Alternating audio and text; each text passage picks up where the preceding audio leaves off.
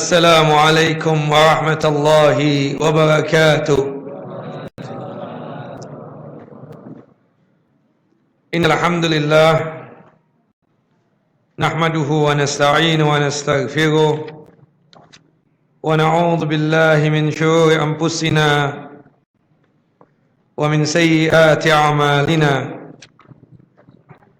من يهده الله فلا مضل له ومن يضلل فلا هادي له. أشهد أن لا إله إلا الله وحده لا شريك له وأشهد أن محمدا عبده ورسوله.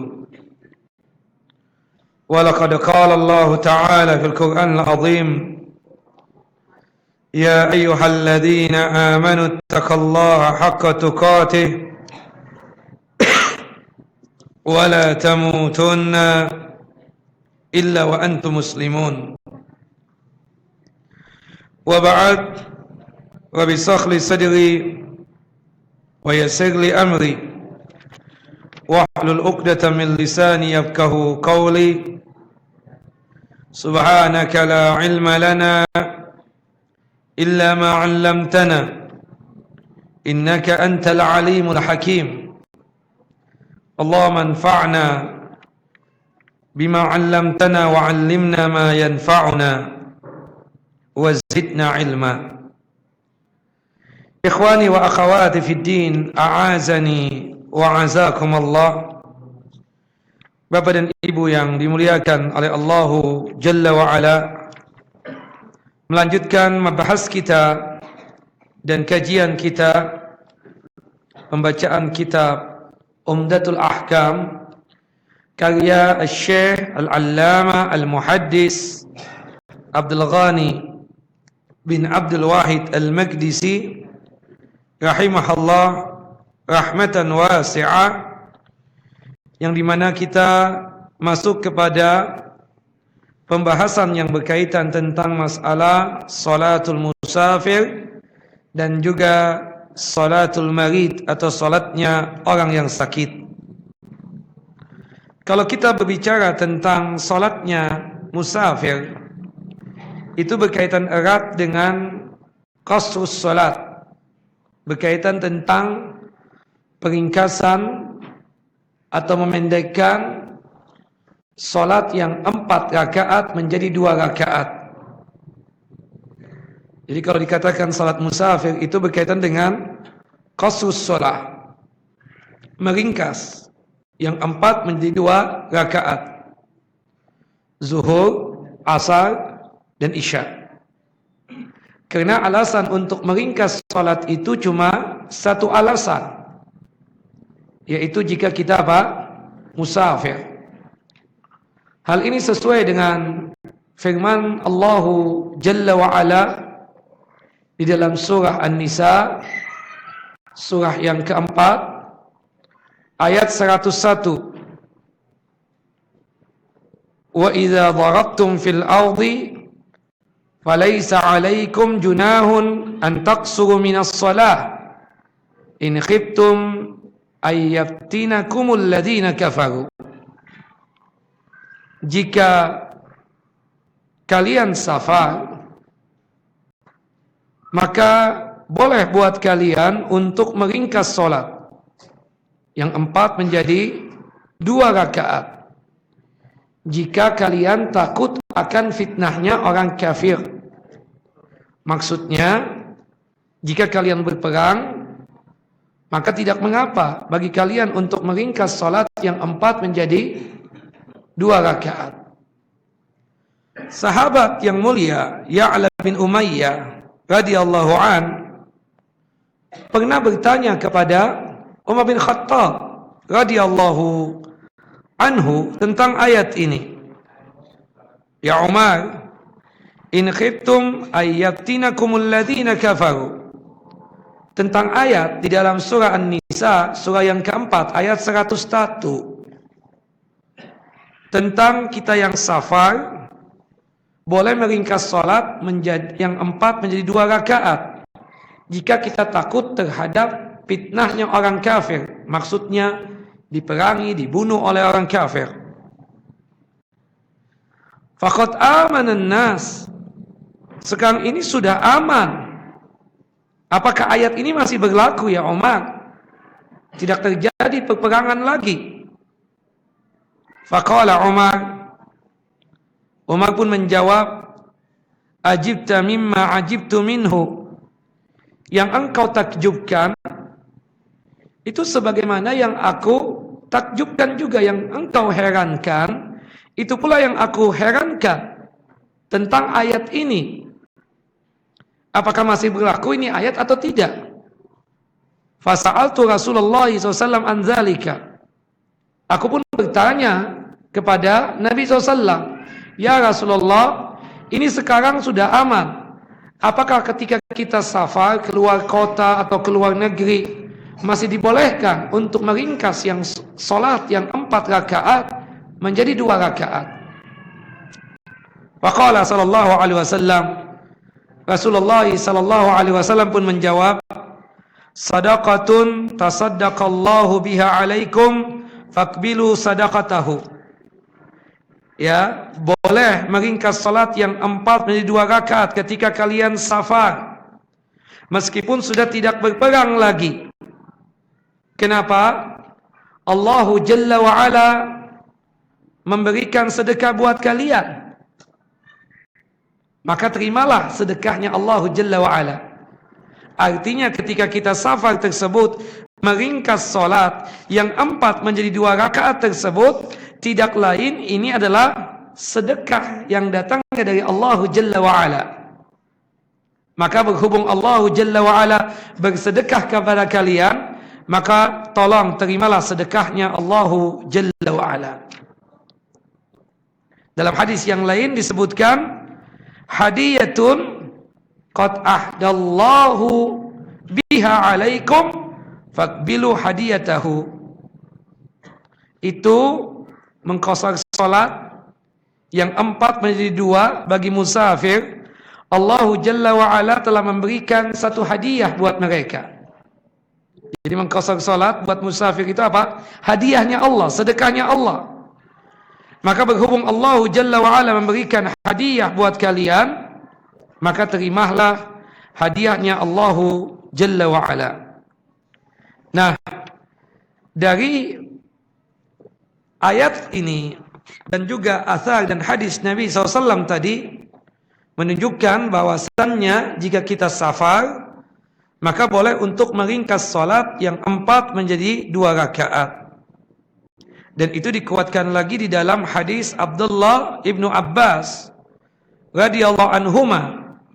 Qala, berkata Abdullah ibnu Abbas radhiyallahu anhuma, faradallahu as-salata ala lisani nabiyyikum. Allahu Jalla wa Ala mewajibkan salat atas kalian, di atas lisannya Nabi kalian, Nabi Muhammad SAW. Fil hadar, ketika kita mukim, zuhur, asar, dan isya 4 rakaat. Wa fit safar rak'ataini. Ketika safar, maka cukup 2 rakaat saja. Dan itu dikuatkan lagi dalam hadis Umar bin Khattab radhiyallahu anhu, qala, berkata Umar bin Khattab, salatus safar rak'atan. Salatnya musafir itu 2 rakaat. Wa salatul jum'ah rak'atani. Salat Jumat itu 2 rakaat. Wal fitri wal adha rak'atani. Salat Idul Fitri dan salat Idul Adha 2 rakaat juga. Tamamun ghairu qasrin, sempurna, bukan meringkas. Ala lisani Muhammad SAW, yang dimana diwajibkan di atas lisannya, perkataannya Nabi Muhammad sallallahu alaihi wasallam. Pertanyaannya, ketentuan seseorang itu dianggap musafir, bagaimana? Kapan orang itu disebut sebagai seorang musafir? Para ulama berikhtilaf tentang kriteria dan ketentuan seseorang itu dianggap musafir. Khilafnya ulama atau ikhtilafnya ulama tentang masalah ini, itu ikhtilaf yang luar biasa banyaknya. Sampai-sampai Al-Imam Ibnu Munzir rahimahullah rahmatan wasi'ah itu mengumpulkan perkataan-perkataan ulama di dalam masalah ini, di dalam masalah kapan orang itu dianggap musafir, itu sampai lebih daripada 20 pendapat. Lebih daripada 20 pendapat menjelaskan tentang kriteria itu, kapan orang itu dianggap musafir. Tapi intinya dari perkataan dan pendapat yang lebih daripada 20 pendapat tadi, itu sama dengannya cuma ada dua. Ada ulama-ulama yang menentukan seseorang itu dianggap musafir dengan hitungan atau bilangan seperti mil, kilometer, dan lain sebagainya. Ada juga yang menentukan dengan al-uruf, hukum masyarakat. Nah, kalau berkaitan tentang masalah yang menentukan dengan hitungan ini, berbeda lagi pendapat mereka. Jadi menentukan seseorang itu dianggap musafir, itu para ulama yang menentukan dengan hitungan dan jumlah, baik itu mil dan kilometer, itu berbeda pendapat lagi. Ada yang mengatakan 40 kilometer, ada yang mengatakan 45, ada yang mengatakan 50, 60, 70, 80, sampai bahkan ada yang mengatakan 120. Nah, kata Syekh Islam Ibn Taimiyah, tidak benar ketentuan-ketentuan tersebut dengan hukum seseorang dihukumi sebagai musafir. Karena dalam Al-Quran dan hadis Nabi SAW tidak ada satu ayat pun atau satu hadis Nabi SAW yang menerangkan tentang kapan orang itu disebut musafir dengan dihukumi dengan bilangan atau jumlah. Ya, memang benar, tidak ada satu ayat ini menceritakan orang itu dianggap musafir jika dia sudah melakukan perjalanan 40 km. Tidak ada dalilnya. Masing tempat berbeda-beda Nabi SAW dalam perjalanan tersebut. Ada 40 km, ada 45, ada 50, ada lebih daripada itu. Nah, yang mana yang kita ambil? Jadi pendapat yang pertama ini tidak kuat. Yang menentukan hitungan orang tersebut dianggap musafir dengan perhitungan kilometer atau mil. Pendapat yang kedua mengatakan seseorang dianggap musafir ketika ada hukum dari masyarakat setempat yang dimana dia tersebut tinggal. Seperti saya mengatakan, ke Bandung musafir gak? Musafir. Taib. Ke Surabaya, ke Purwakarta, ke Kerawang, ke Cirebon, musafir.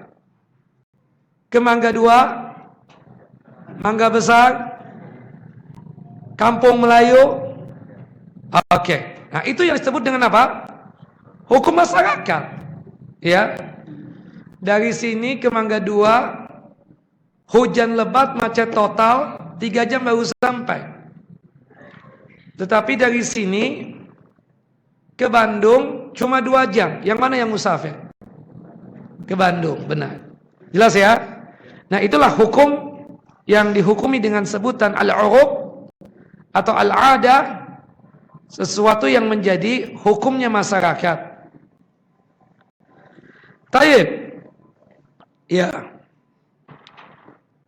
Berkaitan dengan musafir ini juga, kapan seseorang dibolehkan untuk mengqashar salat? Berapa hari? Ini pun juga terjadi khilaf di kalangan ulama.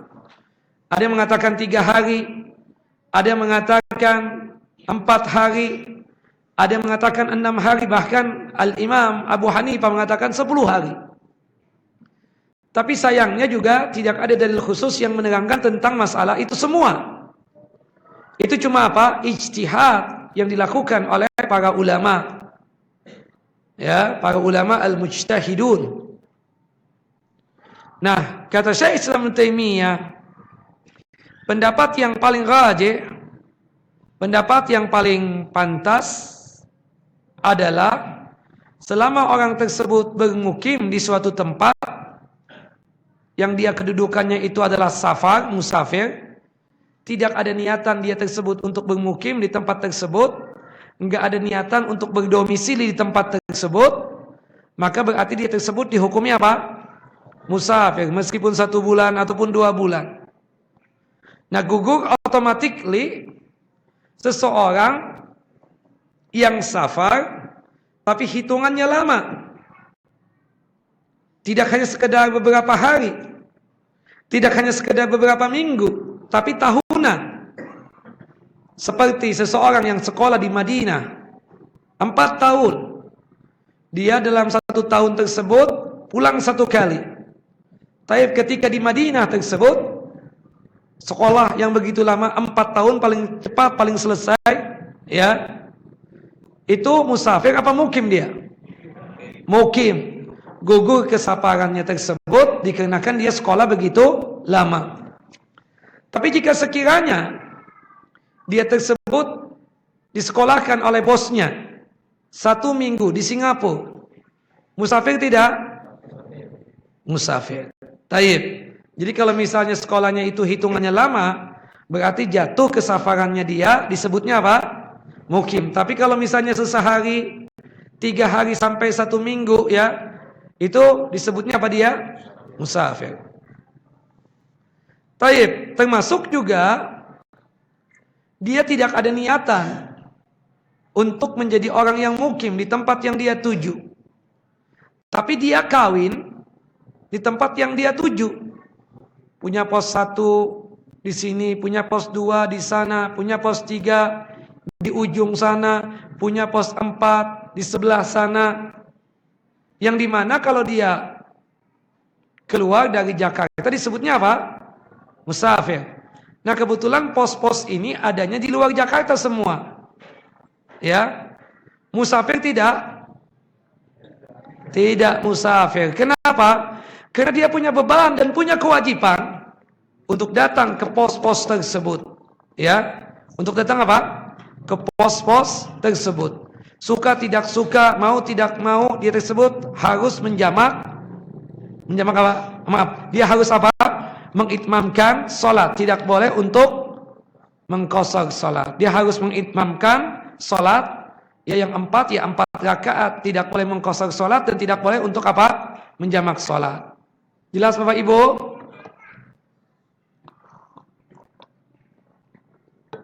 Kita lihat Nabi SAW ketika di Mekah 19 hari, sebagaimana disebutkan dalam hadis Abdullah Ibnu Abbas radhiyallahu anhuma, ketika berada di Tabuk, kata Jabir bin Abdullah radhiyallahu anhuma, beliau selama 20 hari yaksurus salat, beliau meringkas salat. Ketika di Mina 4 hari sampai 5 hari, beliau pun juga apa? Meringkas salat yang 4 menjadi 2 rakaat. Yang jelas kita mengatakan di lain-lain tempat tadi, ya, meskipun hitungan yang paling banyak kan 20 hari, tetapi bukan berarti itu pembatasan. Selama kita masih niatan musafir, tidak niatan untuk tinggal di tempat tersebut, dan tidak ada sesuatu yang menggugurkan kesafaran dia, bukan dikenakan sekolah yang lama, bukan dikenakan kawin dengan fulana bin fulan, bukan itu semua. Tapi kita katakan bahwasannya, ya, gugurnya kesafaran dia tersebut ketika dia tersebut mengalami yang disebutkan tadi, dan selama dia tersebut masih niatan safar, tidak ada niatan mukim di tempat tersebut, dan tidak ada sesuatu yang menggugurkan kesafarannya, maka dia masih disebut apa? Musafir. Jelas ya? Nah, ini tentang salatnya musafir. Salatnya berapa rakaat? 2 rakaat. Nah, musafir tersebut selain mengqashar salat juga boleh untuk apa? Menjamak salat. Kata jamak itu artinya menggabungkan dua hal. Ya, di sini maksudnya menggabungkan salat zuhur dan menggabungkan maghrib dan isya. Ya. Paket daripada salat jama' itu cuma dua. Yang pertama zuhur dan asar. Yang kedua maghrib dan isya. Jamak lagi secara khususnya terbagi menjadi dua lagi. Ada jamak takdim dan ada jamak apa? Takhir. Jamak takdim itu maksudnya adalah salat yang kedua dikerjakan di waktu salat yang pertama. Zuhur dan asar, yang mana salat yang pertama? Zuhur. Berarti zuhur dulu 2 rakaat sekaligus apa setelah itu? Setelah iqamah asar. Berapa rakaat? 2 rakaat. Jelas Bapak Ibu? Paket yang kedua adalah jamak takhir. Yaitu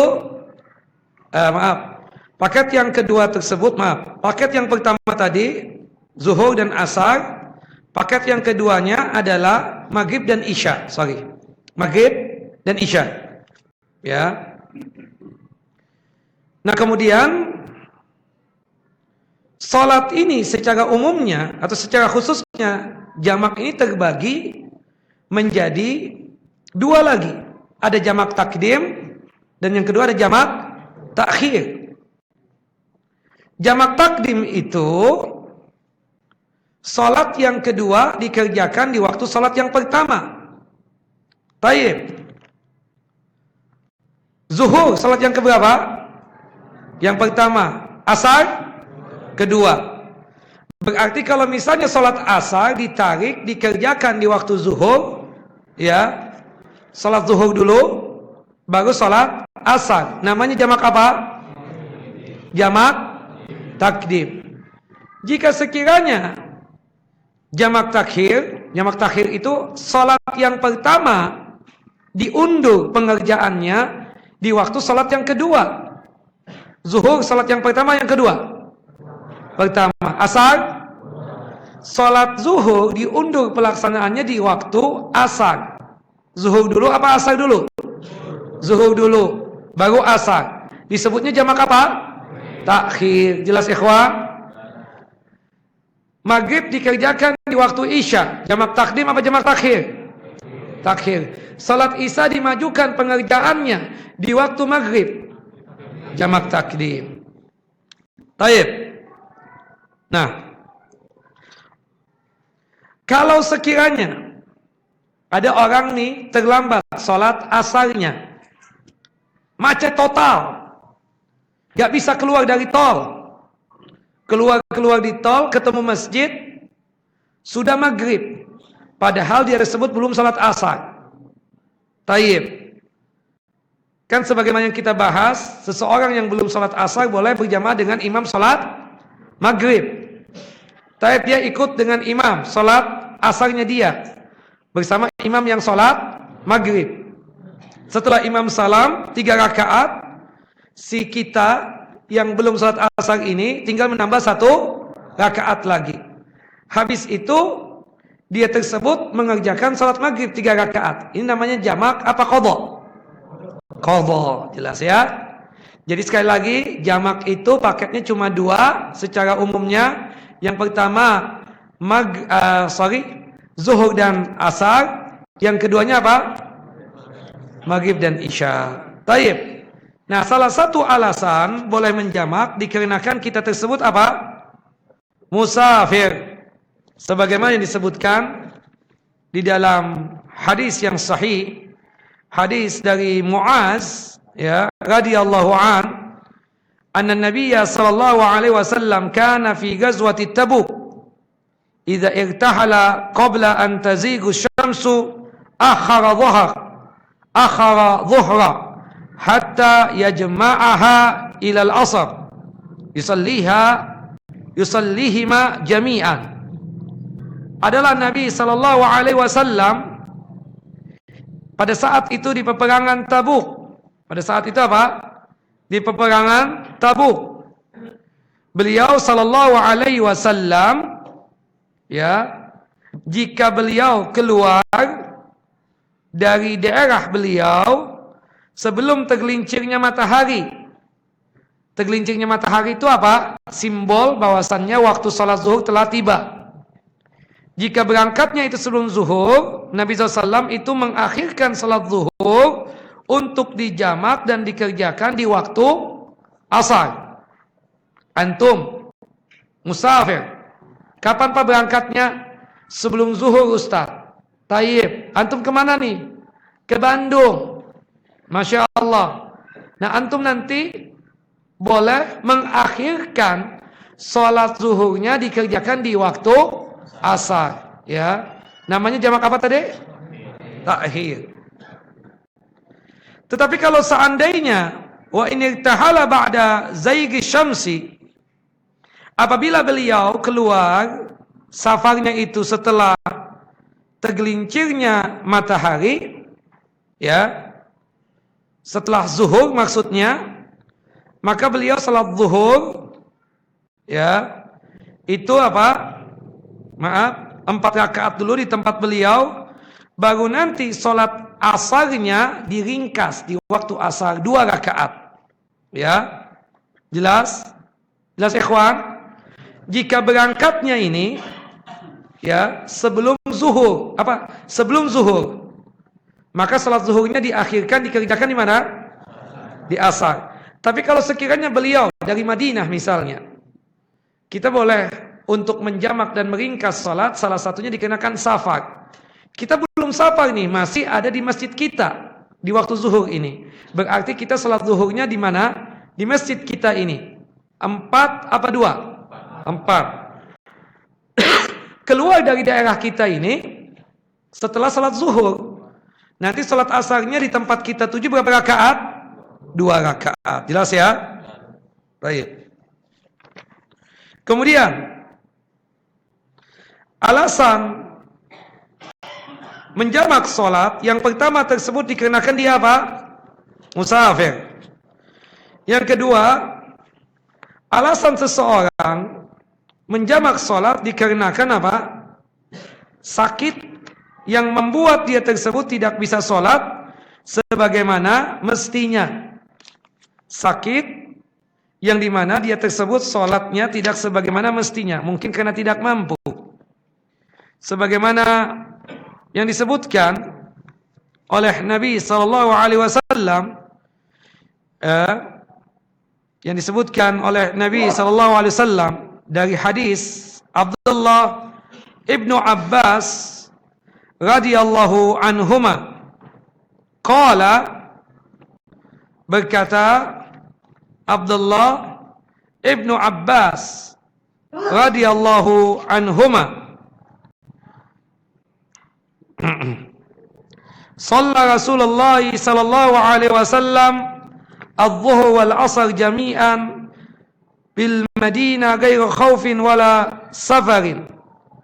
Adalah Rasulullah SAW pernah menjamak salat zuhur dan asar di Madinah, bukan dikarenakan perang, bukan juga dikarenakan safar. Berarti dikarenakan apa? Sakit yang tidak bisa salat sebagaimana mestinya. Ya, seperti itu. Dan ini disebutkan juga oleh Musa bin Uqbah radhiyallahu anhu, anna Umar bin Abdul Aziz kana yajma'a bainal maghrib wal isya al-akhirah idza kana al-matar. Ya. Bahwasannya Umar bin Abdul Aziz apabila beliau tersebut, ya, dalam kondisi sakit, ya, beliau tersebut menjamak salat maghrib dan isya. Dan itu dikuatkan lagi dari apa yang dikatakan oleh Abdullah ibnu Abbas radhiyallahu anhuma tadi. Kemudian selanjutnya disebutkan tentang menjamak salat untuk orang yang sakit ini, ya. Kalau kita melihat disebutkan dalam hadis Abdullah bin Abbas dan juga disebutkan di dalam hadis Hisham bin Urwah dari sahabat yang mulia, ya, dari sahabat yang mulia Musa bin Uqbah radhiyallahu an, yang dimana Musa bin Uqbah ini mendengar dari sahabat Nabi yang bernama Abu Bakar bin Abdurrahman, ya, dan ini menyebutkan tentang masalah adanya penjamakan sholat pada saat seseorang sakit yang mana tidak bisa melaksanakan sebagaimana mestinya, ya. Disebutkan oleh para ulama tentang masalah menjamak sholat tersebut, ya. Bagaimana komentarnya para ulama?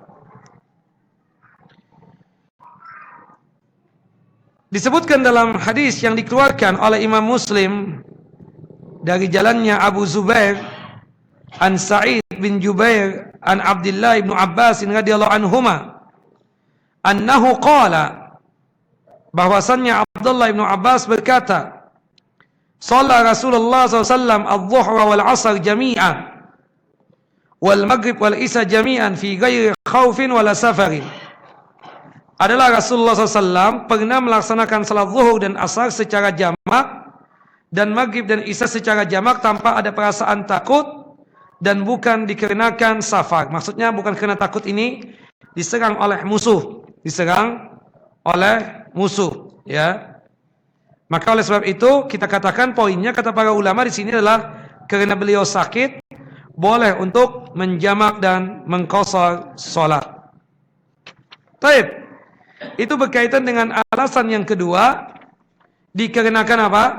Dikarenakan sakit sehingga membuat dia tersebut tidak bisa sholat sebagaimana mestinya.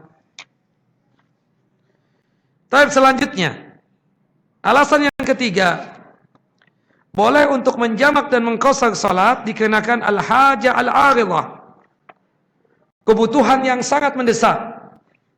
Kebutuhan yang sangat mendesak dan urgent.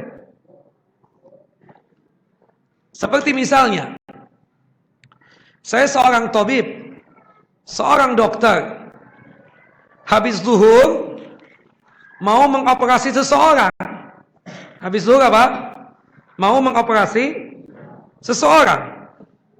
Yang dimana saya perkirakan waktunya itu lama, 7 jam lebih. Yang dimana secara otomatis saya itu ketinggalan sholat apa? Sholat asar. Maka dengan demikian, sholat asar boleh kita tarik, kita kerjakan di waktu apa? Zuhur. Namanya jamak apa? Jamak takdim. Saya nggak mungkin lagi asik-asik operasi bersama ditemani oleh staf-staf saya. Ketika terdengar azan asar, saya bilang sama staf saya, udahlah kita tinggalkan dulu nih pasien. Kita sholat asar dulu. Tidak mungkin yang demikian, bisa qaid nih pasien. Iya kan? Nah itulah yang disebut dengan kebutuhan yang mendesak. Termasuk juga kebutuhan yang sangat mendesak kitanya yang operasi. Selain kita ini masuk kategori sakit, boleh menjamak sholat. Yang kedua dikarenakan apa? Operasi tadi. Kita bilang, dok berapa jam kira-kira? Ya 7 jam ada deh paling cepatnya. Berarti saya ketinggalan dong sholat asarnya? Iya. Maka sebab itu dijamak sajalah dengan sholat zuhur. Nah jika operasinya tersebut, misalnya di Jakarta, dia sholat 4-4 apa 2-2? 4-4. Jika operasinya di Singapura, 2-2 apa 4-4? 2-2. Kenapa? Musafir, bukan dikenakan sakit. Ya, jelas? Dan itu yang dikatakan oleh Al-Imam An-Nawawi, wa dhahaba jama'atun minal a'immati ila jawazil jama' fil hadar lil haja liman la yattakhidhuhu 'adatan. Bahwasannya sebagian jamaah dari kalangan para imam, para ulama membolehkan untuk menjamak salat di waktu mukim jika kondisinya ada kebutuhan, yang dimana kebutuhan dan keperluannya tersebut tidak dijadikan sebagai adat istiadat, tidak dijadikan sebagai sesuatu yang menjadi kebiasaan. Hari ini menjamak sholat, besok pun juga menjamak sholat, lusanya pun juga seperti itu. Jangan Pak, bisa jadi Syiah kita. Jelas ya? Dan ini disetujui oleh Al-Imam Ibnu Sirin dan Imam Ashab min Ashabil Malik, dan juga disebutkan oleh Al-Imam Khattabi dan juga Qaffal dan Syasi Al-Kabir min Ashabi Asy-Syafi'i, dari pengikut Imam Syafi'i rahimahullah rahmatan wasi'ah. Ketika Nabi SAW ditanya, kenapa kok yang sakit dan yang punya kebutuhan yang mendesak tersebut dibolehkan untuk menjamak sholat? Qala Rasulullah SAW, qala Abdullah bin Abbas radhiyallahu anhuma, arada alla yuhrija ummatahu. Bahwasanya Rasulullah SAW menginginkan yang demikian tersebut tidak lain agar tidak memberatkan umat beliau sallallahu alaihi wasallam. Nah, ini 3 alasan yang sangat disepakati oleh para ulama untuk menjamak salat, baik itu jamak takdim ataupun jamak takhir. Yang pertama tadi apa? Boleh menjamak salat dikarenakan apa? Musafir. Yang kedua, sakit yang tidak bisa salat sebagaimana mestinya. Tapi jika sekiranya sakitnya tersebut sakit yang ringan, cuma sekedar sakit kepala, kejepit pintu, sakit kan? Nah, menjamak salat enggak? Tentunya tidak menjamak salat. Kita katakan sakit biasa. Ini sakit yang dimana kita sakit parah, yang tidak bisa salat sebagaimana mestinya. Maka dibolehkan untuk menjamak salat. Termasuk juga mereka yang punya hajat, seperti seorang dokter yang habis zuhur mau mengoperasi pasien, membutuhkan waktu yang begitu lama, maka dia boleh untuk apa? Menjamak salat. Jelas Bapak Ibu? Sebagian ulama mengatakan salah satu alasan bolehnya kita untuk menjamak salat dikarenakan alasan matar, al-matarus sadid. Hujan yang begitu luar biasa lebatnya, ya. Di sini disebutkan di dalam athar dari Musa bin Uqbah, anna Umar bin Abdul Aziz kana yajma'a bainal maghrib wal isya al-akhirah idza kana al-matar. Adalah Umar bin Abdul Aziz rahimahullah rahmatan wasi'ah pernah menjamak salat maghrib dan salat isya idza kana al-matar, apabila hujan begitu lebatnya. Dan itu dipraktekkan oleh Sa'id bin Musayyib, seorang tabi'in, dan Urwah bin Zubair, ya, salah seorang sahabat Nabi, wa Abu Bakrin bin Abdurrahman, ya, dan syekhnya dan yang lainnya pada zaman itu, dan syekh-syekh yang lainnya pada zaman itu, kanu yusalluna ma'ahum wala yungkiruna dzalika. Mereka melakukan salat tersebut dan satu dengan yang lainnya tidak saling untuk mengingkari. Ya, artinya dikarenakan hujan lebat maka dibolehkan. Nah, di antara imam yang membolehkan penjamakan salat pada saat hujan lebat tersebut, ya, disebutkan di antaranya, ya, wa bihadza istadala Ahmad bihi ala jama' li hadhil umur bi tariqil ula, fa inna hadzal kalam yadullu ala anna jama' li hadzal umur aula, wa hadza min babi tanbih bil fi'l, fa innahu idza jama'a li yarfa al haraj al hasil biduni al khawf wal matar was safar fal haraju hasil bi hadhihi aula ay yurfa' wal jama' laha aula minal jama' li ghairiha. Disebutkan di sini oleh Syekh Ali bin Hasan bin Abdul Hamid Al-Hilabi Al-Athari, ya, dengan hadis Abdullah ibnu Abbas tadi, itu menjadi dalil buat beliau, yang dimana beliau tersebut membolehkan untuk menjamak salat dikarenakan alasan-alasan yang disebutkan tadi, ya. Salah satunya adalah dikarenakan hujan lebat, ya, dikarenakan hujan lebat, ya. Kemudian selanjutnya, ya, berkaitan tentang masalah bolehnya menjamak salat ketika hujan lebat, disebutkan di dalam hadis Abdullah ibnu Abbas, ya, dan juga disebutkan oleh Hisham bin Urwah. Kata Hisham bin Urwah rahimahullah, anna abahu Urwah, ya, bahwasannya ayahnya yang bernama Urwah di sini adalah mengatakan sahabat Nabi sallallahu alaihi wasallam, ya. Disebutkan dari Urwah dan juga Sa'id bin Musayyib dan Abu Bakar bin Abdurrahman bin Al-Haris bin Hisham bin Al-Mughirah Al-Makhzumi kanu yajma'una bainal maghrib wal isya fil lailatil mutirah, bahwasanya mereka berempat tadi selalu melakukan penjamakan salat maghrib dan isya di malam yang penuh dengan hujan yang lebat. Idza jama'u baina salataini wa la yunkiruna dzalika, dan mereka tersebut melakukan penjamakan dua ibadah salat ini dikarenakan hujan lebat, dan tidak ada seorang pun yang mengingkari perbuatan dari Urwah, Sa'id bin Musayyib dan juga Abu Bakar bin Abdurrahman bin Haris bin Hisham bin Mughirah Al-Makhzumi. Jelas apa Ibu? Tayyib. Yang jelas ada juga yang tidak membolehkan, bahwasanya ada juga yang tidak membolehkan tentang penjamakan salat pada saat turunnya hujan lebat sekalipun, ya.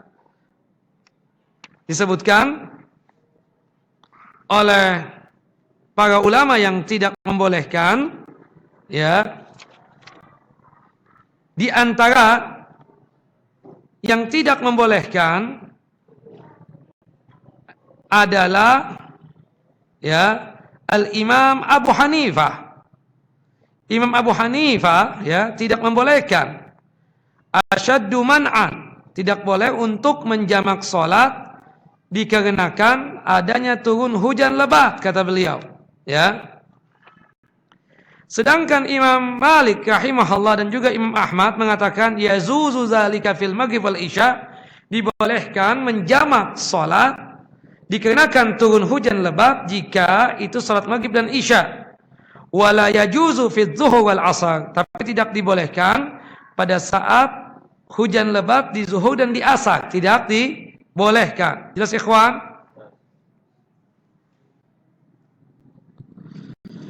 Taib.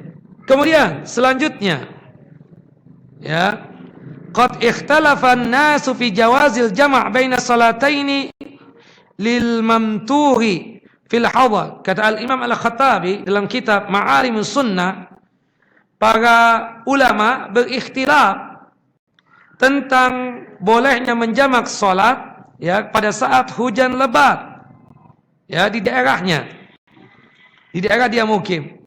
Fa ajazahu jama'atu minas salaf, sebagian ulama membolehkan, seperti Abdullah ibnu Umar, wa fa'alahu Urwah bin Zubair bin Awam, Urwah pun juga pernah melakukan.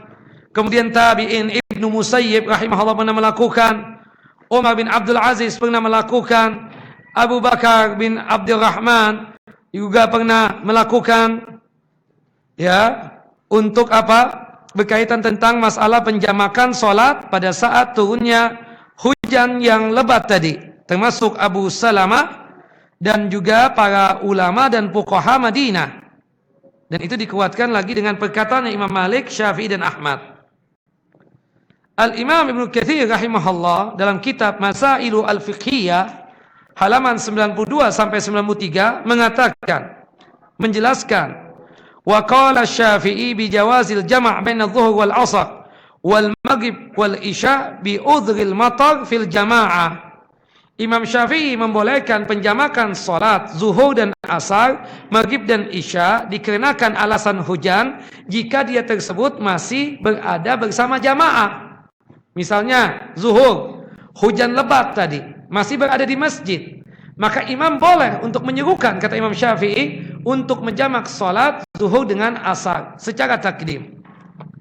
Sedangkan Imam Ahmad dan Imam Malik mengatakan boleh di maghrib dan isya jika turun hujan lebat untuk menjamaknya, tapi tidak boleh di waktu zuhur dan asar. Termasuk juga Imam Syafi'i mengatakan ketika turun hujan itu di rumah, salah satu alasan bolehnya kita untuk tidak salat di masjid, berjamaah di masjid, dikarenakan apa? Turun hujan lebat. Kita masih di rumah nih, turun hujan lebat, maka salat apa? Di rumah. Kata Imam Syafi'i, dia di rumah, turun hujan lebat, boleh enggak menjamak salat? Tidak boleh. Bolehnya menjamak salat itu kata Imam Syafi'i dikarenakan hujan lebat ketika dia masih berada di masjid. Ya. Nah, ini yang berkaitan dengan khilafnya ulama tentang masalah ini. Wallahu a'lamu bissawab, ya.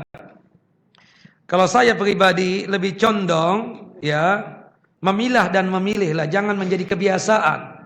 Kalau mungkin sekali-sekali bolehlah yang demikian. Menjamak salat dikarenakan apa? Dikarenakan hujan lebat. Tapi kalau hujan lebat kan di tempat kita setiap hari. Boleh enggak menjamak salat?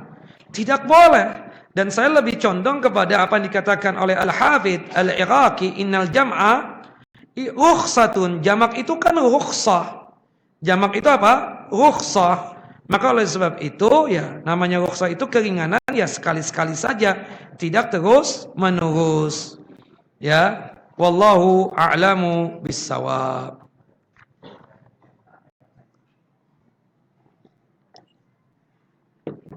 Baik, bagaimana tentang pengadaan dari salat jamak tadi itu? Bagaimana sifatnya, tata caranya? Ya, disebutkan oleh para ulama tentang masalah sifatnya tersebut. Yang pertama, ada beberapa masalah yang dibahas oleh para ulama tentang masalah menjamak tersebut. Yang pertama adalah menjamak zuhur dan asar. Tadi bisa takdim dan juga bisa takhir. Ya.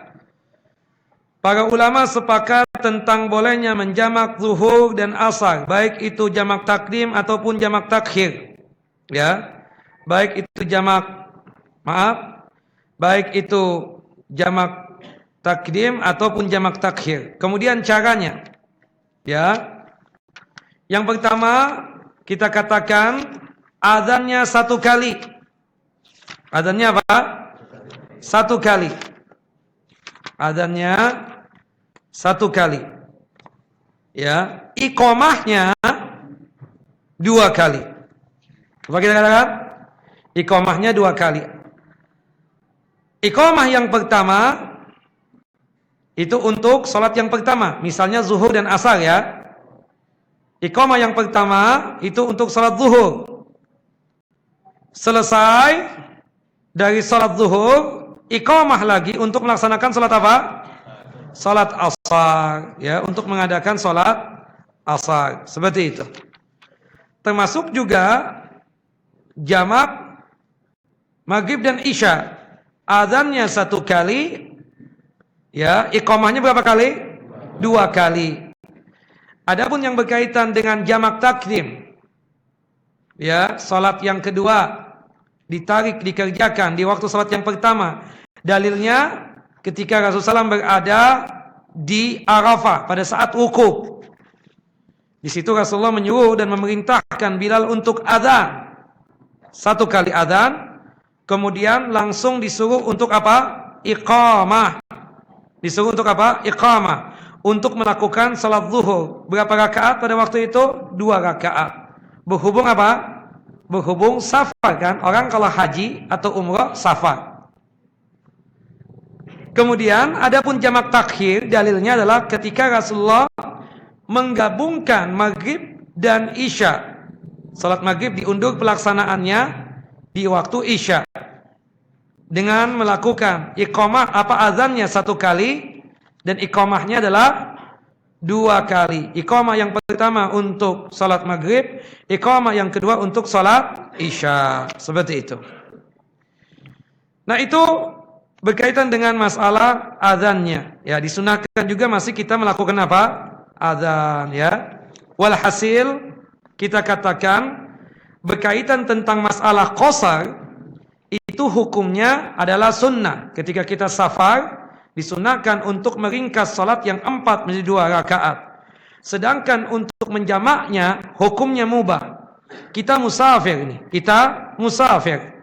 Kita dibolehkan untuk mengqashar salat. Hukumnya apa? Sunnah. Tapi kalau untuk menjamaknya hukumnya apa? Mubah. Makanya kalau kita melihat kejadian di Arafah, beliau menjamak salat. Kejadian di Muzdalifah, beliau menjamak salat.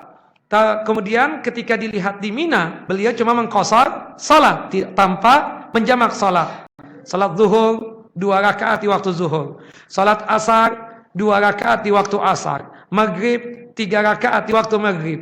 Isya 2 rakaat di waktu isya. Subuh sebagaimana normalnya. Nah, itu kejadian di mana?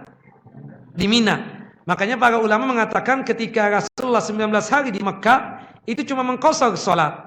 Tapi ketika di Tabuk, dalam hadis Mu'adz bin Jabal disebutkan Rasulullah melakukan dua-duanya, mengqashar dan menjamak. Nah, dari keterangan ini timbullah satu komentar bagi kita yang musafir. Untuk mengqashar salat hukumnya apa? Sunnah. Untuk menjamaknya mubah. Seperti itu. Jelas ikhwan? Baik kita masih di perjalanan. Kita nih perjalanan. Misalnya antum kemana? Misalnya ke Bandung. Taib. Sebelum keluarnya itu sebelum zuhur. Kemudian mampir di rest area yang ada di Purwakarta untuk mengerjakan salat zuhur dan asar secara jamak takdim. Boleh tidak? Boleh. Dua-dua tentunya karena qashar kan kita musafir. Atau sudah sampai di Bandung, sudah sampai di tempat. Boleh enggak kita masih menjamak salat? Boleh. Itu yang dilakukan oleh Nabi SAW pada saat berada di mana? Di Muzdalifah dan juga di Arafah, termasuk di Tabuk selama kurang lebih 20 hari. Nah, pertanyaan saya, jika ada orang yang sakit, berobatnya di Singapura, ya, si yang sakit ini mendapatkan rukhsah, ya, salatnya itu 2-2 apa 4-4 untuk zuhur dan asar? 2-2. Kenapa 2-2? Karena dia safar, ya, berobatnya di Singapura misalnya. Dia sakit di Jakarta, di rumah sakit juga yang ada di Jakarta ini. Ya. Salatnya itu cuma sebatas jamak 4-4, apa boleh mengqashar juga? 4-4, tidak 2-2. Kenapa? Karena dia masih mukim. Jelas ya? Nah, makanya istilah salat qashar itu lebih condong salat musafir. Tapi kalau dikatakan salat orang sakit, yaitu salatnya apa? Berkaitan dengan masalah jamak salat. Baik, selesai kita dari masalah ya salat musafir dan juga berkaitan dengan masalah salat orang yang sakit. Intinya kalau musafir itu banyak keringanannya. Kita lihat keringanan musafir itu. Pertama, dia boleh mengqashar salat. Itu yang pertama. Yang kedua, musafir boleh menjamak salat. Yang ketiga, musafir jika dia tidak sanggup untuk berpuasa, lemah fisiknya, boleh untuk tidak berpuasa. Jelas? Oke. Nah, kemudian berkaitan dengan Jumatannya, dia tidak wajib. Karena kata Abdullah Ibnu Umar radhiyallahu anhuma, ya, qala Rasulullah SAW, Rasulullah SAW bersabda, "Laisa 'alal musafir Jum'atun." Musafir tidak wajib untuk melakukan Jumatan. Baik, pertanyaan saya, Jumat boleh enggak dijamak dengan asar? Ada khilaf di kalangan para ulama. Pendapat yang pertama mengatakan boleh, dikarenakan kedudukan Jumat tersebut sama dengan zuhur. Kata mereka, kalau orang sudah Jumatan, dia wajib enggak melakukan zuhur lagi? Tidak, gugur kan? Nah, berhubung sama tersebutlah, maka kata mereka Jumat boleh untuk dijamak dengan asar.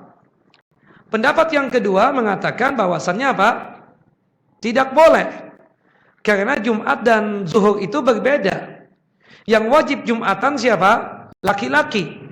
Perempuan tidak wajib Jumatan. Perempuan wajibnya melaksanakan salat zuhur. Taib, yang wajib untuk melaksanakan Jumatan itu siapa? Orang yang sehat. Orang yang sakit ya tidak wajib Jumatan.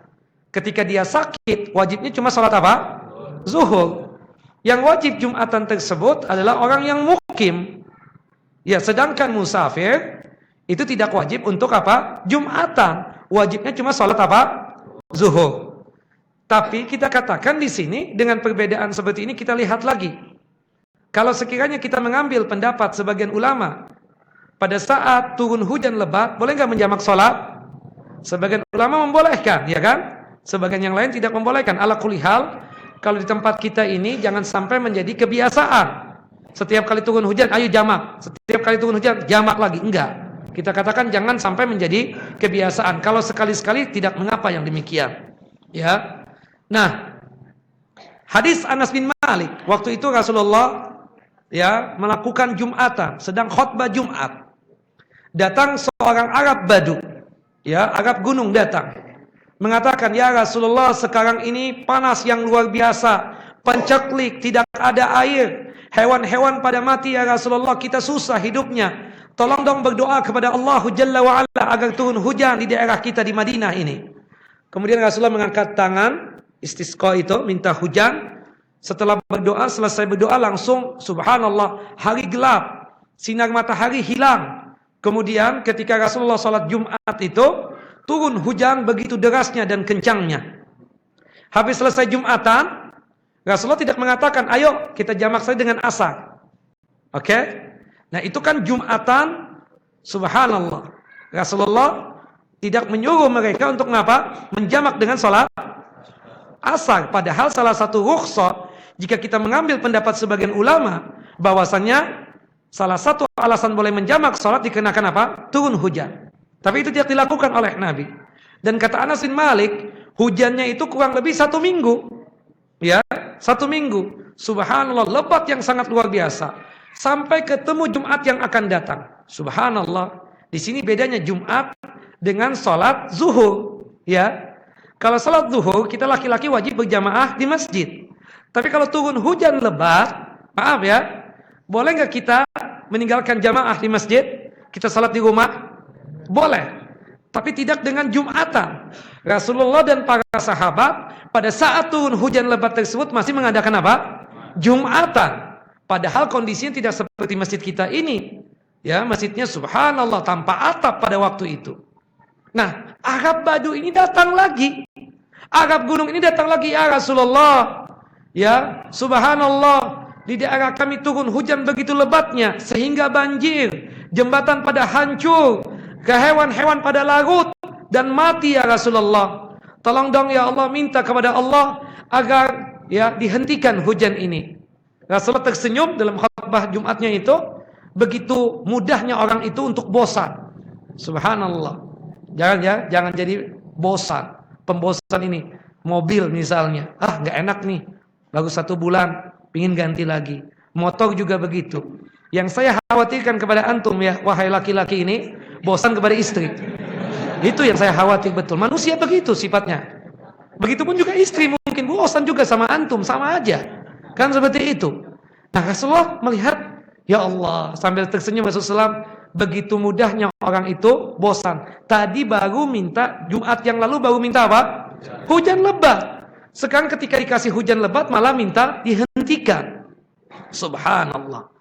Nah, hujan masih turun nih. Kemudian Rasulullah mengangkat tangan lagi. Kemudian berdoa, ya Allah, hawalaina wala alaina. Ya Allah, turunkan hujan di sekitar kami saja. Janganlah hujan yang turun ini membuat celaka buat kami. Kemudian kan salat Jumat lagi dalam kondisi becek, hujan ya. Subhanallah, setelah selesai hujan yang lebat tadi, ketika selesai Jumatan mulai terang lagi. Mulai terang lagi. Nah, itu kan kondisinya becek, habis hujan.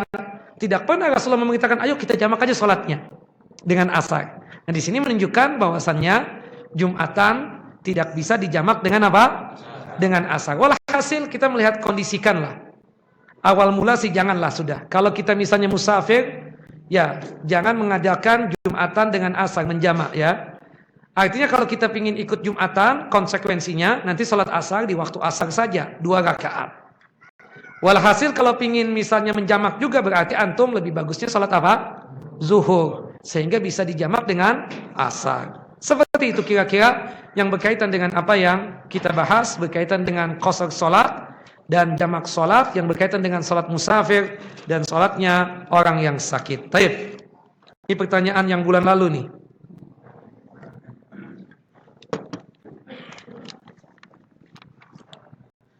Ustaz, apakah ketika imam batal kita sedang berlangsungnya salat berjamaah, apakah imam harus memberikan isyarat? Ya, tentunya dengan dia ke belakang, dia kan otomatis batal. Nah, alangkah baiknya juga dia memberikan isyarat agar orang di belakang dia maju untuk menggantikan dia sebagai imam, supaya yang di belakang tersebut mengerti, ya, bahwasanya nih imam batal, dia harus maju seperti itu. Baik.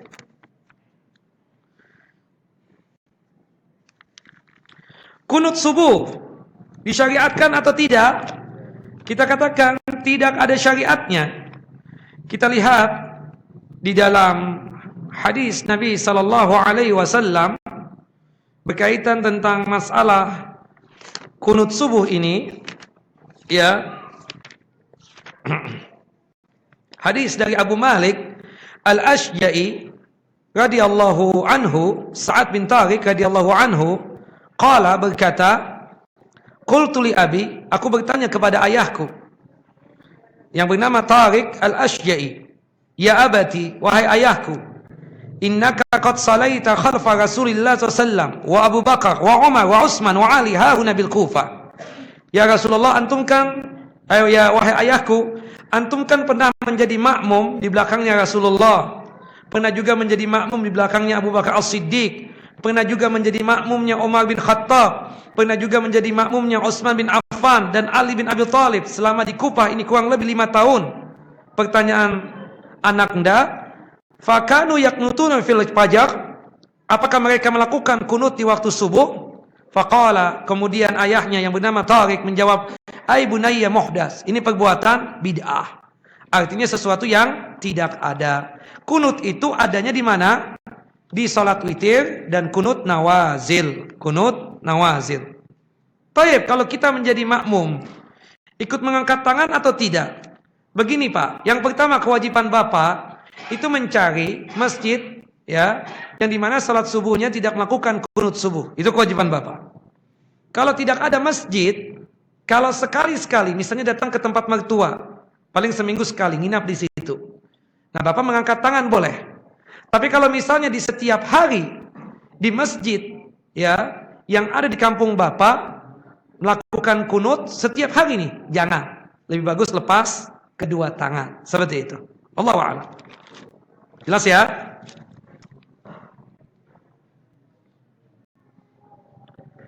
Ustaz, tentang salat duha, bacaan setelah Al-Fatihah, boleh nggak membaca surah duha? Boleh. Dan surah apapun boleh, ya.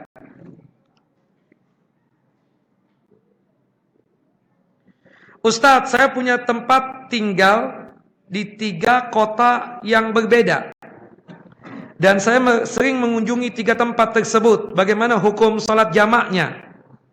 Begini, 3 tempat itu tempat yang disewakan, atau 3 tempat itu istri antum? Kalau istri antum, berarti kan antum harus ke sana mau nggak mau. Berarti antum gugur kesafaran antum. Ya, antum dianggapnya orang yang mukim. Benar begitu Bapak? Ya, berarti antum tidak boleh untuk menjamak dan mengqashar salat ketika mendatangi pos yang ke-1, pos yang kedua, dan pos yang ketiga. Tapi kalau yang dimaksudkan dengan 3 tempat itu adalah rumah yang antum datangi sebagai hasil usaha antum untuk mengambil sewaannya di setiap bulan atau mungkin di setiap minggu, ya berarti antum bukan sebagai orang yang mukim. Setelah selesai memeriksa rumahnya, kemudian mengambil hasil sewanya, antum pulang lagi ke Jakarta, kita katakan bahwasannya antum kedudukannya ketika pergi ke tempat-tempat tersebut dianggapnya apa? Musafir. Jelas ya? Apa yang dimaksud dengan syuruk? Syuruk itu awal waktu duha. Kata Abdullah bin Abbas, syuruk atau isyraq awal waktu duha sama. Cuma ada fadilahnya, keutamaannya. Jika kita salat di masjid, salat subuhnya, kemudian berzikir habis itu, baik zikir salat subuh, kemudian zikir pagi sampai terbit matahari, kemudian kita tunggu 10 menit sampai syuruk, ya. Karena 10 menit setelah terbit matahari namanya syuruk. Awal waktu duha, salat 2 rakaat, ya, baik di masjid itu ataupun di luar masjid itu, di rumah misalnya, maka antum mendapatkan fadilah seperti melaksanakan ibadah umrah 1 kali. Itu yang dikatakan oleh Nabi sallallahu alaihi wasallam.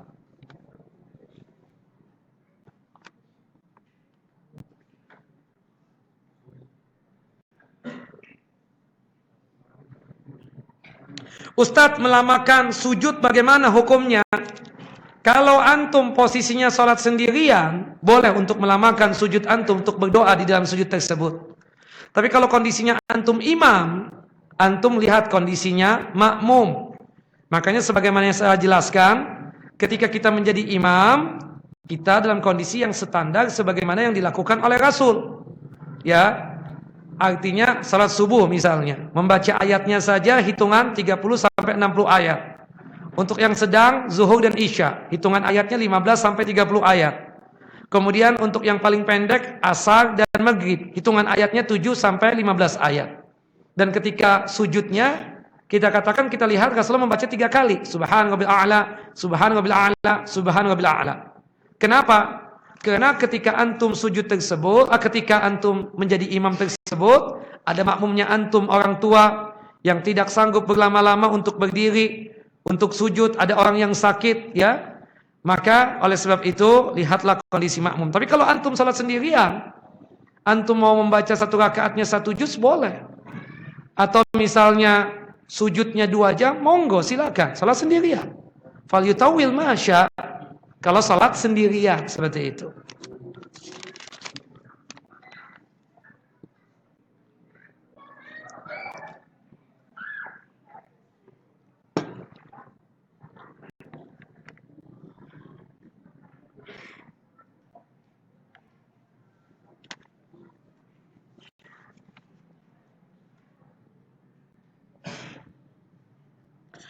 Ustadz, misalnya ya, ada makmum yang berada pada shaf di tengah.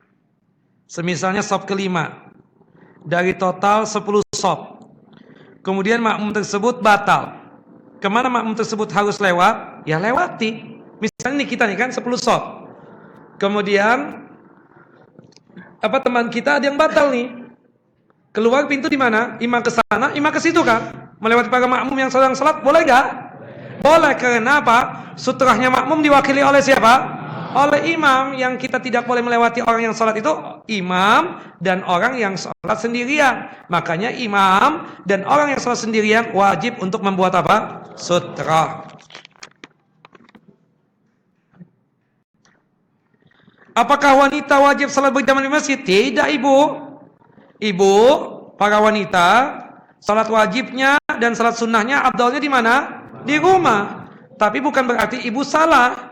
Ibu boleh datang ke masjid untuk berjamaah dengan para laki-laki di masjid, boleh. Tapi afdalnya utamanya salat wajib ibu, salat sunnah ibu di mana? Di rumah.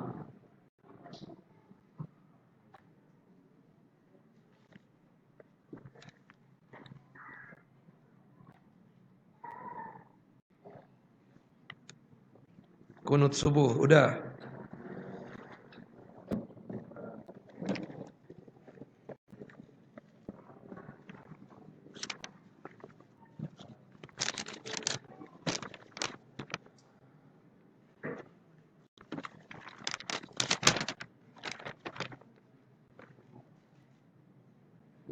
Ustadz, pada saat azan maghrib, saya masih di perjalanan.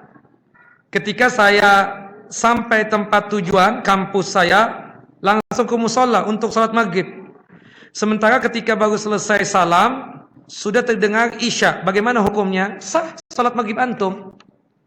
Hatta misalnya nih, misalnya antum masuk nih ke masjid ini, belum sholat zuhur. Subhanallah, antum sholat zuhur. Baru 1 rakaat dari salat zuhur yang antum kerjakan, terdengar adzan asar. Teruskan apa batalkan salatnya? Teruskan. Dapat, sudah terhitung 1 rakaat. Yang penting sudah terhitung 1 rakaat, maka teruskan salatnya Apalagi ini salam ke kanan ke kiri baru terdengar azan, ya kita katakan sahlah salat antum seperti itu.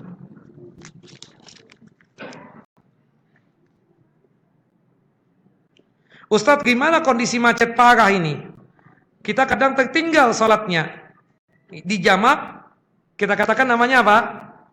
Antum terlambat nih, ya.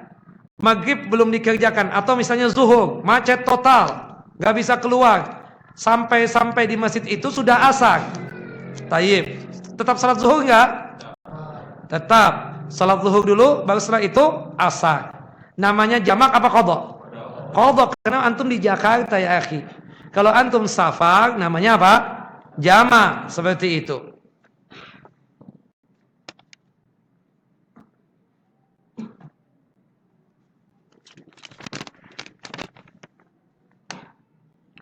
Ustadz, ketika safar akan menjamak salat maghrib dan isya. Yang salat maghrib bolehkah kita ikut berjamaah? Boleh. Antum nih, misalnya datang di suatu masjid, imamnya imam yang mukim, maghrib, ikut dengan imam berapa rakaat?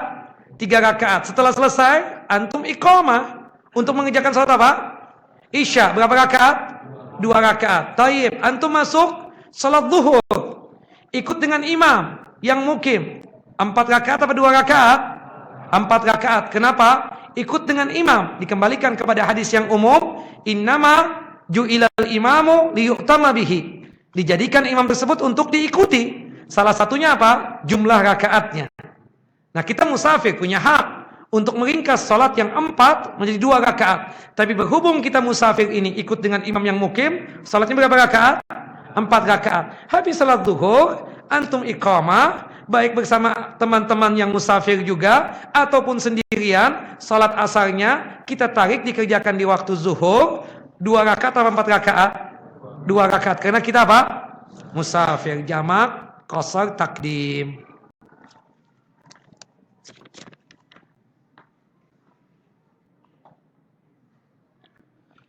Ustadz, masa lalu saya sering meninggalkan sholat. Apakah wajib diqadha sholat tersebut? Bapak Ibu cukup dengan taubatan nasuha, dan diperbanyak sholat sunnah, qobliyah dan ba'diyah, sholat duha dan sholat tahajud dan lainnya.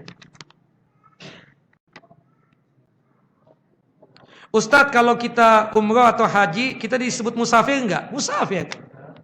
Boleh kita tersebut untuk menjamak dan mengqasar sholat. Cuma emang sayang, kita berada di Mekah, ada Masjidil Haram.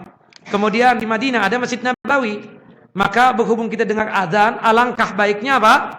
Kita sholat di Masjid Nabawi. Kalau kita di Madinah, ikut dengan imam sebagaimana sholatnya orang yang mukim. Kemudian ketika di Mekah juga begitu, sebagaimana sholatnya mukim. Tapi kalau seandainya di luar daripada 2 masjid ini, kita katakan, misalnya kita berangkat dari Madinah menuju Mekah, kita mampir di rest area. Nah, sholatnya kita boleh nggak menjamak dan mengqasar sholat? Boleh yang demikian.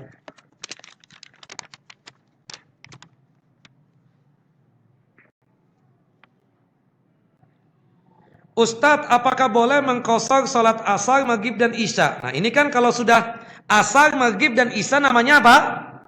Qadha. Ya. Paketnya ada 2 nih sekali lagi. Paket yang pertama zuhur dan asar. Kemudian yang kedua maghrib dan isya. Kalau misalnya asar dan maghrib namanya apa? Qadha, ya, jelas ya? Tayyib.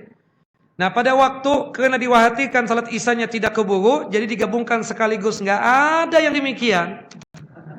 Perjalanan, salat di perjalanan nanti. Ustaz di pesawat, salat di pesawat. Di kereta, salat di kereta. Ya kan? Meskipun tidak menghadap kiblat, fattaqallaha mastata'tum. Bertakwa kepada Allah Jalla wa Ala sesuai dengan kemampuan kita.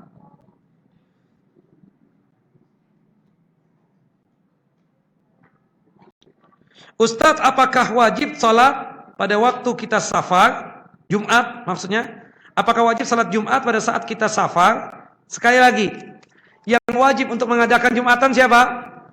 Orang yang mukim. Tapi boleh nggak musafir ikut Jumatan? Boleh, khalas.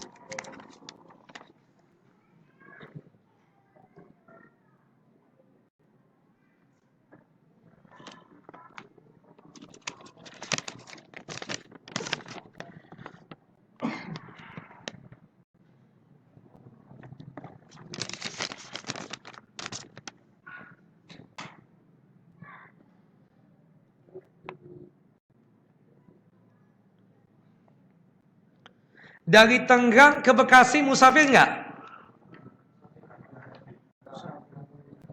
Ini Tangerang kan? Ke Bekasi sana, musafir enggak? Musafir, tayyib. Jika dia datang ke Bekasi, dia orang Tangerang nih. Ke Bekasi, musafir enggak? Boleh enggak menjamak dan qasar salat? Boleh.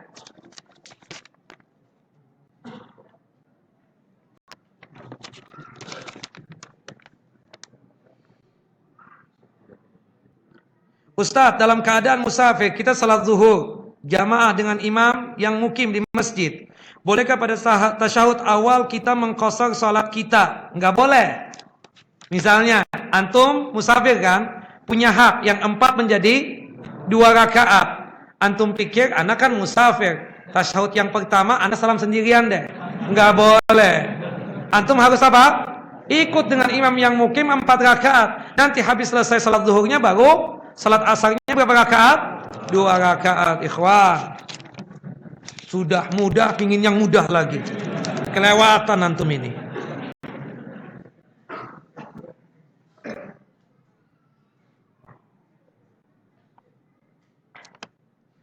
Ustadz, jika kita dalam perjalanan, pada saat itu sudah masuki waktu maghrib, tapi tidak mungkin untuk turun karena sedang berada di kereta. Ya, karena di kereta kita katakan, ya, kita belum salat maghrib dan isya. Bagaimana? Kita katakan salat di kereta, ya, kalau misalnya perjalanan dia itu memang safar, musafir, dia kerjakan salat maghrib 3 rakaat dan salat isyanya berapa rakaat? 2 rakaat. Boleh untuk menjamak. Nah, kalau perkiraan ke Cirebon kan, dari Jakarta naik kereta berapa jam? 3 jam. Iya kan? Antum lebih bagusnya nanti salat di Cirebon saja, jamak takhir. Jamak apa? Jamak takhir. Salat maghribnya diundur dilaksanakan di waktu isya. Salat di Cirebon. Tapi kalau misalnya ke Malang berapa jam tuh? Naik kereta. Oh, 6 jam? 12 jam lebih kali. 12 jam. Yang jelas maghrib, kemudian isya dan subuhnya antum ketinggalan tuh. Yang ada salatnya di mana? Di kereta. Kembalikan kepada firman Allah di dalam surah Al-Baqarah ayat yang terakhir, ayat 286, la yukallifullahu nafsan illa wus'aha, dan kembalikan kepada surah At-Taghabun ayat yang ke-16, fattaqallaha mastata'tum. Salat di kereta. Tapi kalau jaraknya pendek, dari Jakarta ke mana? Ke Cirebon kan pendek. Dari Jakarta ke Tegal berapa jam? 5 jam. Kan pendek. Nanti salat maghribnya ditakhirkan, diakhirkan, dikerjakan di waktu isya. Tapi kalau jauh seperti Malang misalnya kita katakan, ya mau nggak mau, suka nggak suka ya sholat di kereta lah sudah.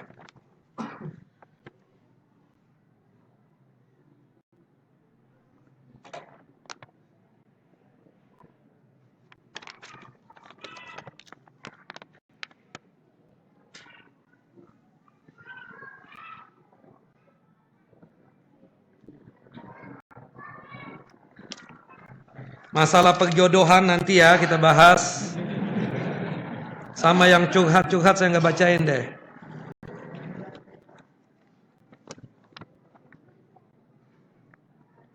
Ustadz keluar kota tujuan jalan-jalan, musafir kan dia? Musafir ya akhi. Cuma bedanya kalau yang ibadah dapat pahala, ya kan? Kita umrah, haji dapat pahala kan? Atau sesuatu yang mubah, silaturahim dapat pahala. Tapi kalau antum ke Eropa, kemudian ke Australia, tujuannya untuk maksiat ke tempat tersebut, musafir enggak? Musafir, tapi sekaligus antum berdosa, ya kan? Karena antum tujuannya untuk apa? Maksiat di tempat tersebut. Gimana kondisi sholat saya Ustadz? Kebetulan saya masih STMG nih. STMG tahu?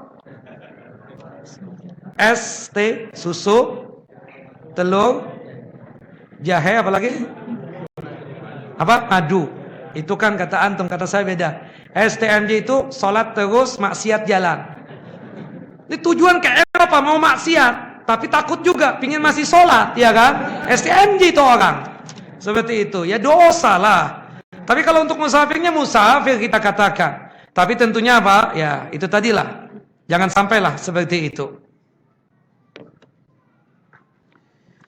Baik, ada yang lain? Tinggal 10 menit lagi.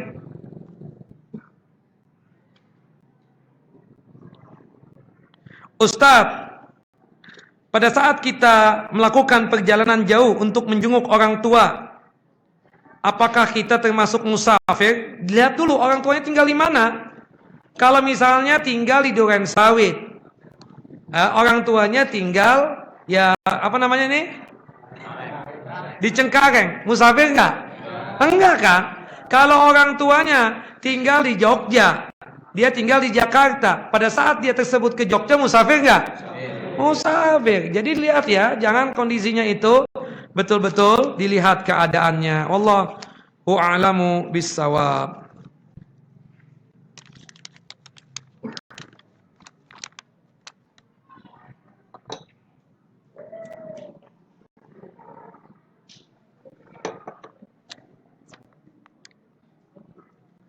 Pelaksanaan salat jamaah qashar itu ya, apakah wajib di masjid juga? Di masjid hukumnya boleh. Kita katakan yang wajib untuk melaksanakan salat berjamaah di masjid yang 5 waktu itu yang mana? Orang yang mukim. Kalau musafir sendirian bagaimana? Ya kan, tentunya dia sendiri. Tapi kalau seandainya dia berjamaah, dia berangkat nih, musafir. Makanya kan paling bagus itu kalau kita safar itu 3 orang. Ya, 3 orang. Kalau kita katakan sendirian, ya itu rentan dengan fitnah, mudah untuk melakukan perbuatan dosa. Kalau 2 orang makruh, saling setuju dengan satu dengan yang lainnya. Kalau 3 orang, kalau satu setuju, satu nggak setuju kan bisa saling menegur satu dengan yang lainnya. Nah kalau kita misalnya safarnya sendirian, kebetulan kemana nih? Ke Singapura atau ke Eropa, yang masjid jauh-jauh semuanya misalnya. Ya mau nggak mau kita apa? Menjamak dan mengqashar salatnya dalam perjalanan atau di tempat kita tujuan tersebut, di hotel atau dimanapun. Kita lihat ketika Rasulullah di Arafah, Rasulullah mengadakan jamak dan qashar itu di mana? Di Arafah tersebut, ya. Padahal di Arafah kan ada masjid juga kita katakan. Kemudian ketika di Muzdalifah seperti itu. Ketika di Tabuk 20 hari jamak dan qashar, ya di daerah Tabuk saja, ya kan? Artinya yang wajib untuk berjamaah itu adalah orang yang mukim. Orang apa? Yang mukim kita katakan. Tapi bagus kalau kita pulang kampung ke tempat orang tua kita, salat di masjid tetap. Untuk zuhurnya ikut dengan imam. Setelah itu terserah antum. Antum mau menjamak apa tidak? Kalau tidak mau menjamak tidak mengapa. Ustadz saya ingin salat normal, boleh enggak? Ya, zuhur ikut dengan imam, asar ikut dengan imam, maghrib ikut dengan imam, isya ikut dengan imam, boleh tidak? Boleh, tidak menjadi masalah. Tapi kalau antum ingin ikut dengan imam zuhurnya saja, kemudian dijamak dengan asar setelah itu, boleh tidak? Boleh juga, ya kan? Seperti itulah. Batasan safar berapa hari? Nah, tadi kurang memahami ya. Selama dia tersebut masih niatan safar, berarti dia masih apa? Musafir. Yang kedua, selama tidak ada sesuatu yang menggugurkan kesafaran dia, seperti misalnya sekolah yang lama, bertahun-tahun, ya. Dia tidak seperti itu, paling sekolah paling 3 hari, 4 hari atau seminggu lah. Tapi ketika sekolah bertahun-tahun di suatu tempat meskipun tidak ada niatan mukim, maka gugur kesafaran dia.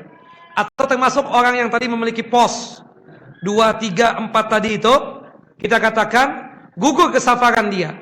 Tapi kalau seandainya dia tersebut tidak melakukan itu sekedar kunjungan doang, berarti dia musafir, dan itu tergantung niatnya. Bisa jadi 3 hari, 4 hari, seminggu, 10 hari. Kita katakan masih dianggap safar selama niatannya masih safar. Yang kedua, tidak ada sesuatu yang membatalkan kesafaran dia tersebut. Jelas?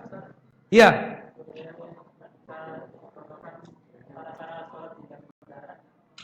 Kendaraan duduk, bukan motor ya. Kalau motor atau bisa ini mobil, kereta nih atau pesawat. Kalau nggak bisa nih duduk, ya kan, normal. Allahu Akbar.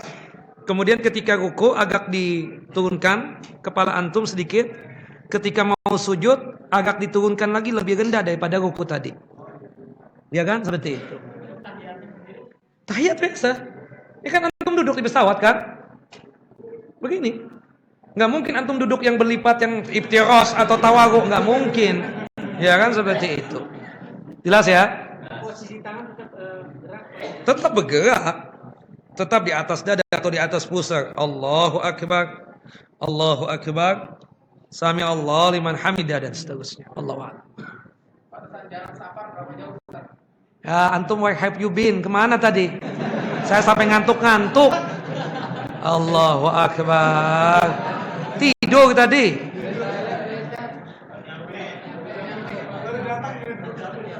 Nanti lihat YouTube deh.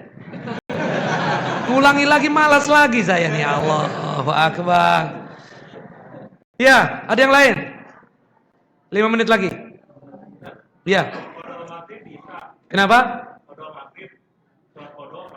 Qadha itu bukan pilihan kita. Kalau jamak pilihan kita. Qadha itu kan artinya membayar sesuatu di luar daripada waktu yang sebenarnya. Kayak tadi kita nggak tahu nih. Dipikir kita lancar-lancar saja. Perjalanan perkiraan kita sampai di rumah 1 jam. Gaddarallah, subhanallah 5 jam. Macet total. Baru ketemu masjid waktu Isya, belum maghrib antum. Nah, maghrib yang dikerjakan di Isya itu namanya qadha. Karena antum masih mukim, bukan musafir. Kalau musafir baru namanya apa? Jama'. Jelas Pak ya?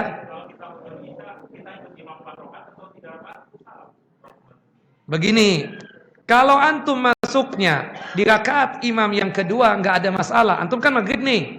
Antum 3, imam juga tersisa 3. Menjadi masalah jika antum masuk di rakaat yang pertama.